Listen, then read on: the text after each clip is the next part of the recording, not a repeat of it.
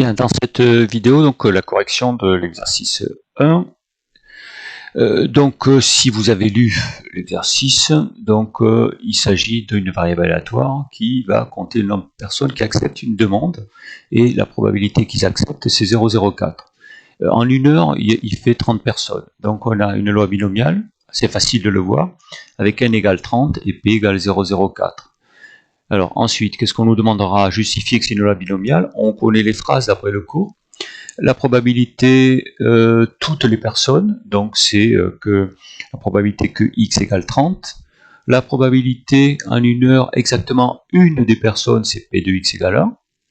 Calculer e de x, c'est n fois p. Le contexte, c'est qu'on peut espérer en moyenne obtenir ça.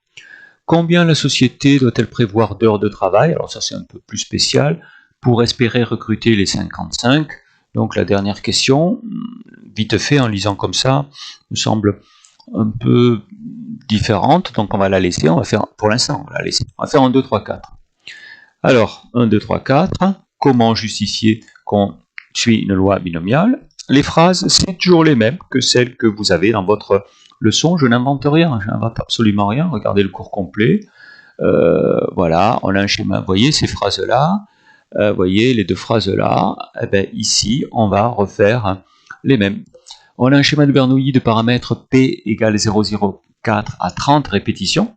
Donc x suit la loi binomiale BNP égale p, entre parenthèses 30, 0,04. Alors, on nous demande la probabilité que tout le monde refuse, c'est-à-dire p de x égale à 0. Alors on a 30, 0, 0,04, 0 fois 0,96 à la puissance 30. 0,96 c'est le contraire de 0,04 en fait, c'est 1 moins 0,04. C'est la probabilité de l'échec, ça c'est la probabilité du succès. Alors dans le cas 0, on a vu dans le cours qu'en fait c'est plus simple, ça vaut 1, ça vaut 1, et en fait on a 0,96 à la puissance 30.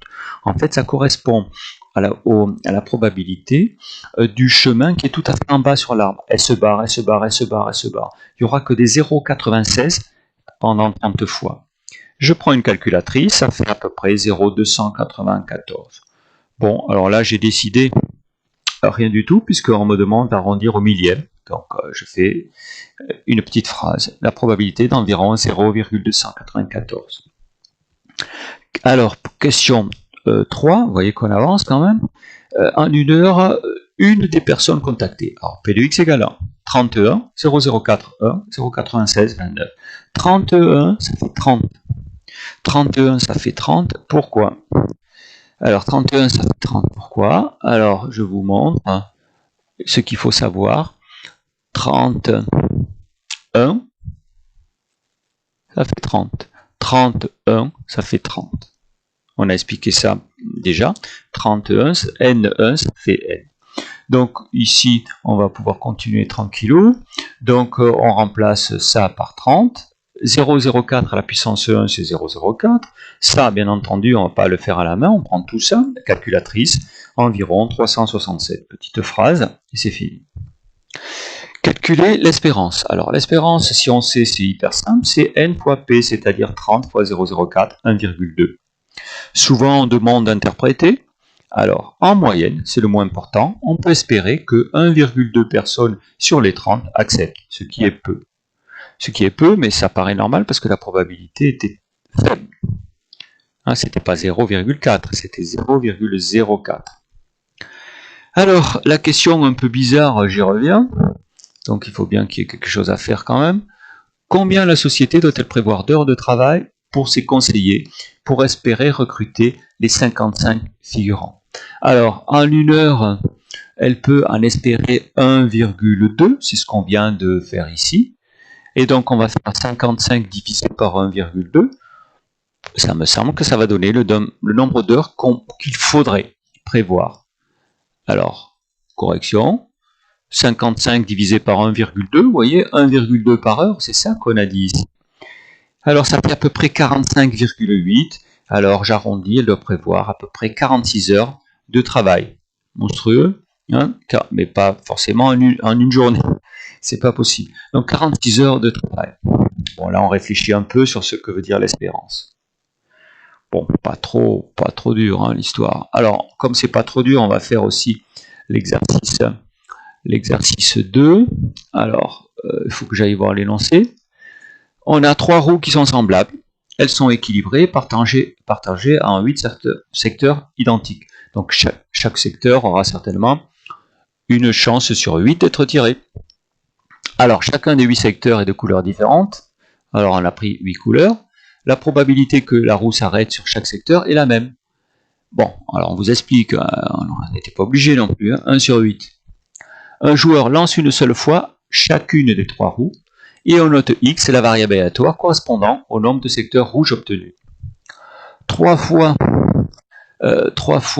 ici, c'est n égale 3. Les rouges, on a une chance sur 8, c'est P. N, c'est 3, et P, c'est 1 sur 8. Alors, et en fait, on aura une loi binomiale, donc ça, on sait le faire.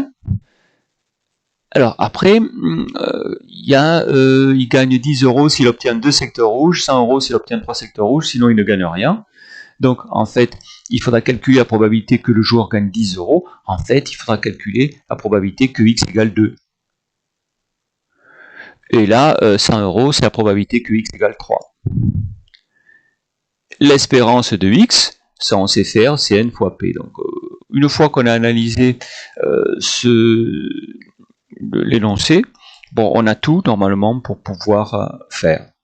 Alors, correction.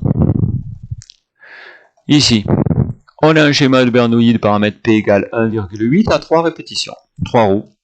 Donc X suit la loi binomiale BNP égale B3 1,8. Si vous pensez que c'est toujours pareil, vous avez compris. Alors là, il fallait comprendre que c'est P que X égale 2, P de X égale 2, puisque 2 faces rouges, on gagne 10 €. Donc alors en fait, on écrit 3, 2, 1 sur 8 puissance 2. Le contraire d'1 sur 8 complémentaire, c'est 7 sur 8, à puissance 1. 2 et 1, 3. Alors 3, 2. Alors 3, 2, c'est quoi? Comment on sait que ça vaut 3, 3, 2? Alors 3, 2, on sait que ça vaut 3 parce qu'on a le cours et qu'on a bien travaillé. 3, 2, 3, 2, n, n-1, ça vaut n, donc ça vaut 3. Vous voyez que ça, il faut les 4 là.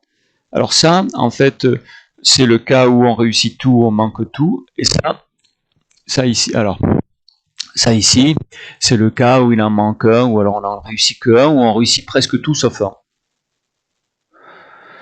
Et donc ça, à condition de le savoir, on remplace ce truc-là par 3. Après, je vous ai fait le calcul de 1 sur 8 au carré, mais sinon on prend une calculatrice. Ça, c'est la valeur exacte, mais ce qui nous intéresse, c'est en fait, en probabilité, souvent une valeur approchée, 0,040. Et 1, alors je regarde si on nous demandait quelque chose comme arrondi, non. Alors j'ai choisi 3. J'aurais pu choisir 2. Comme j'ai choisi 3 avant, j'ai choisi 3 ici. 3 chiffres après la virgule. Mais là, j'en ai choisi que 2 dans la phrase. Comme ça, au moins, on ne peut pas me reprocher. Là, j'en ai mis 3, là, j'en ai mis 2. Voilà. Donc, en fait, je choisis quand il n'y a pas d'indication. La probabilité de gagner 100 €, c'est d'obtenir les 3.